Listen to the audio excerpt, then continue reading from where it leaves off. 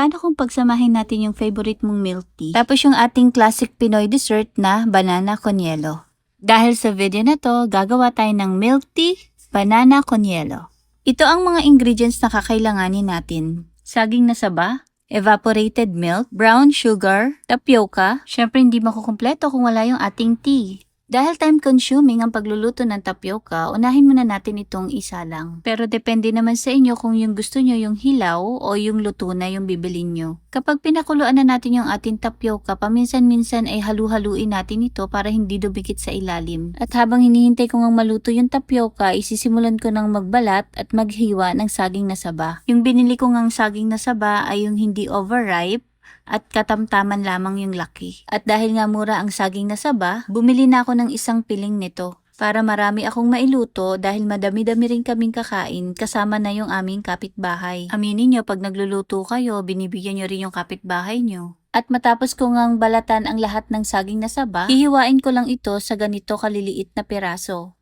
Tapos set aside, sisimulan na natin gumawa ng milk tea. Para sa ating milk tea, maglalagay lang tayo ng 2 evaporated milk. Tapos ilalagay ko lang yung 5 pirasong tea. Kung gusto niyo na mas strong yung flavor ng milk tea nyo, pwede niyo naman itong dagdagan, depende sa inyo kung ilan. Once kumulo na, set aside muna natin. Hayaan muna natin itong mag-cool down. Tapos pag okay na, pwede na natin tanggalin yung mga tea bag na sinoak natin sa ating evaporated milk. Para walang buo-buo, salain lang natin ito. Then pag okay na, pwede na natin itong ilagay sa ref para lumamig. Simulan naman nating lutuin yung ating saging na saba na kanina ay ating hiniwa-hiwa ng ganito kaliliit na peraso. Sapat, naglagay lang ako ng tubig. Yung tubig na ilalagay natin, depende kung gaano kahinog yung ating saging na saba. Tapos inilagay ko na rin yung brown sugar. Sabay na rin natin sa pagluluto ng saging na saba para kapit na kapit yung tamis ng asukal sa ating saging. Naglagay rin nga pala ako ng vanilla essence para mas lalong sumarap yung ating ginagawang banana con yelo. Pero kung gusto nyo, pwede nyo rin itong lagyan ng pandan leaves. Pagkaluto nga ng ating saging na saba, inayaan ko muna itong mag-cool down. Saka ko inilagay yung sago. Dahil hindi na ako nakapagpigil, tinikman ko na.